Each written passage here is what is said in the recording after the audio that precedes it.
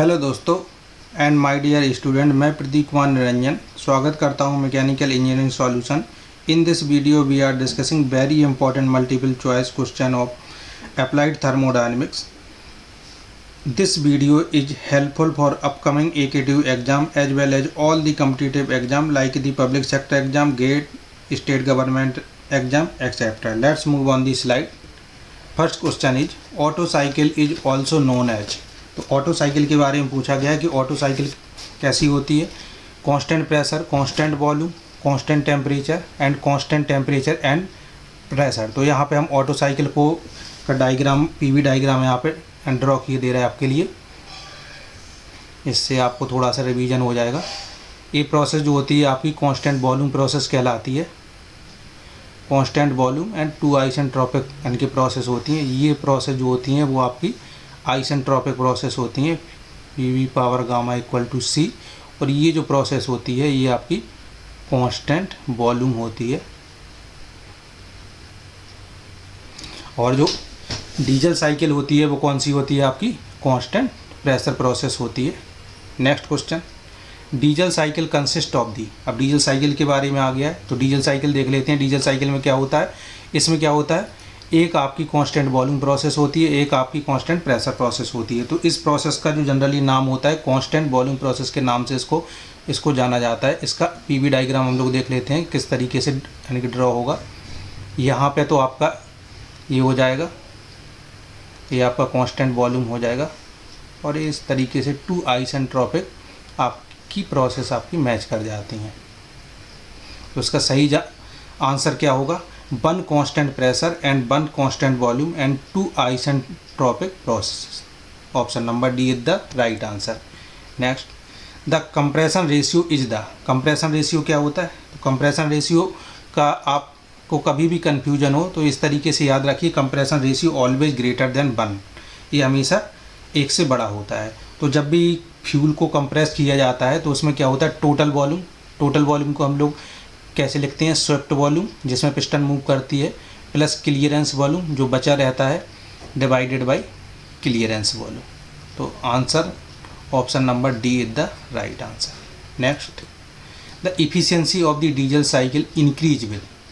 Efficiency, diesel cycle की efficiency कब बढ़ेगी, then decrease in the cut off, increase in the cut off, constant cut off, none of the. तो right answer is decrease in the cut of. अब आपका cut off क्या होता है, तो कट ऑफ क्या होता है, आपका प्रेशर रेशियो होता है। अगर इसका हम लोग PV डायग्राम देखें, ठीक, ये जितने भी हम लोग डायग्राम यहाँ पर डिस्कस कर रहे हैं ये सब PV डायग्राम है, ठीक है।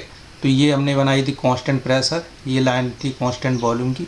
इस तरीके से अगर इसको मिलाया आइसेंट्रोपिक इनके प्रोसेस को, तो ये जो आपका होता है this is the called cut off ratio, ठीक, कट ऑफ रेशियो, ठीक है। तो इसका क्या हो जाएगा, decrease in the cut of.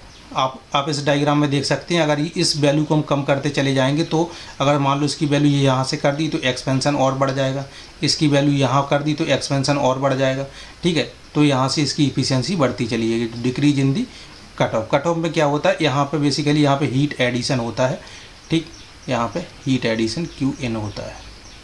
Next, the efficiency of the diesel cycle approaches to the auto cycle efficiency when, ठीक। अब वो पिछले वाला ही इनके क्वेश्चन हम लोग अगर देखें कब होगा, जब cut off is increase, cut off is decrease, cut off is 0। तो जैसा आपको बताया था कि जितना कम कट ऑफ करते चले जाएंगे उतनी ज़्यादा हमारी इफिशियंसी है बढ़ती चली जाएगी। और ये कट ऑफ जब 0 हो जाएगा तो ये किसके बराबर हो जाएगी, ऑटो के बराबर हो जाएगी। तो option number C is the right answer. Next, auto cycle efficiency is higher than the diesel cycle efficiency for same compression ratio. इस लाइन को याद रखना, same compression ratio and same heat input. जब आपसे बोला जाए कि कंप्रेशन रेशियो दोनों का कब बराबर है, ठीक है, same compression ratio and same heat input because in the auto cycle.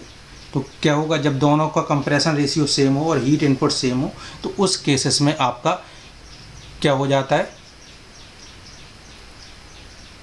Option से देख लेते हैं। Combustion is at the constant volume, expansion and compression are isentropic, maximum temperature is higher, heat rejection is lower.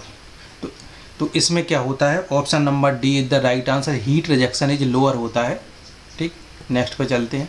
The compression ratio for the diesel engine is, diesel engine का compression ratio, sorry petrol के पूछा है, petrol और diesel दोनों का हम आपको बता दे रहे हैं।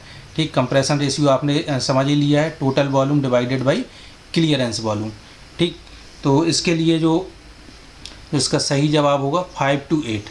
ठीक, पेट्रोल इंजन के लिए, ऑटो साइकिल के लिए 5 to 8 होता है और डीजल के लिए होता है आपका 15 to 20।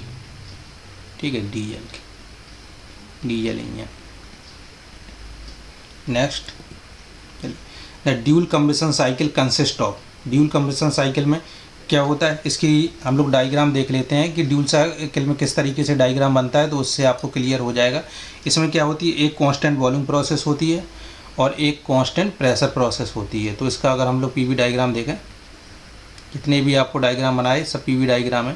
तो एक तो हम लोग ए एक्सेस पी होती है और ए एक्सेस बी होती है। ठीक, एक कांस्टेंट वॉल्यूम हो गई, कांस्टेंट प्रेशर हो गई, यहाँ पे कांस्टेंट वॉल्यूम ही रहता है। ये दोनों आइसेंट्रोपिक प्रोसेस हो जाती हैं। ठीक, तो ये आपकी कांस्टेंट वॉल्यूम है और ये आपकी कांस्टेंट प्रेशर है। तो अब देख लेते हैं, 1 constant pressure, 2 constant volume and 2 isentropic process. तो option number D is the right answer.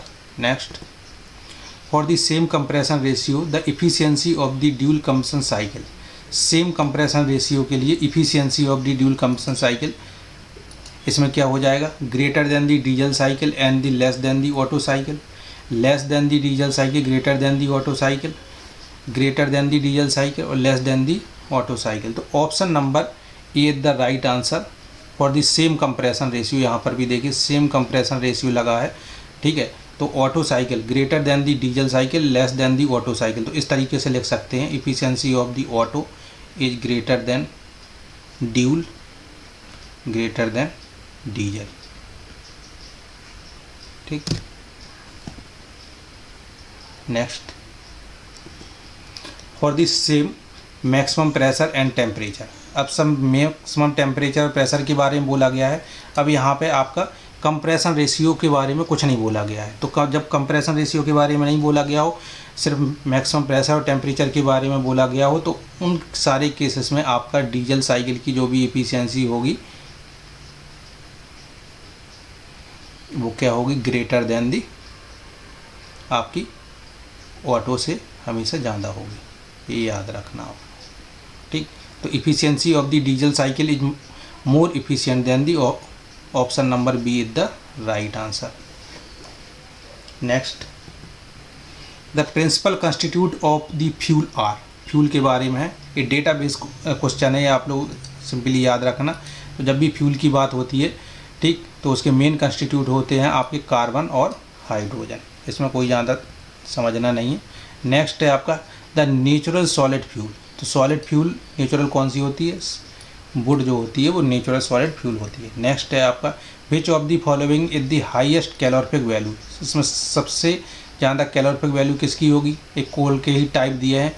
पीट सबसे लो वैल्यू होती है, लिग्नाइट उससे अच्छा होता है, ब्यूटेमनस थोड़ा उससे अच्छा, और एंथ्रासाइड कोल सबसे अच्छा। तो option number D is the right answer. Next है नेचुरल पेट्रोलियम में be separated into, natural petroleum जो क्रूड ऑयल होता है, ठीक, वो इसको परचेज किया जाता है। तो किन किन चीज़ों में, सबसे पहले नेचुरल गैस मिलती है, फिर इसके बाद एलपीजी मिलती है, फिर पेट्रोल मिलता है, केरोसिन मिलता है, फ्यूल ऑयल डीजल हो सकता है, लुब्रिकेशन ऑयल हो सकते हैं, ऑल ऑफ दीज। तो इसका आंसर है all of these.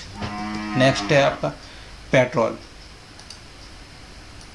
Petrol distilled eight, अब इसमें क्रूड ऑयल को हीटअप किया जाता है, तो उसमें पेट्रोल कितने से कितने डिग्री टेम्परेचर पे मिलता है। तो option 1, option A the right answer, A petrol के लिए है। दूसरा आपका केरोसिन के लिए है, केरोसिन। तीसरा ऑप्शन आपका डीजल के लिए है और लास्ट ऑप्शन आपका लुब्रिकेशन ऑयल के लिए है, लुब्रिकेशन ऑयल। ठीक, तो आपको हमारा ये वीडियो कैसा लगा आप लोग ज़रूर कमेंट और शेयर करके के बताइए। आपके रिवीजन के लिए आप PDF डाउनलोड कर दिए। अगर एग्ज़ाम से पहले आप किसी भी एग्ज़ाम से पहले आप इसको देख के जाएंगे वीडियो, तो ये आपको बहुत ज़्यादा हेल्प करेगा। Thank you.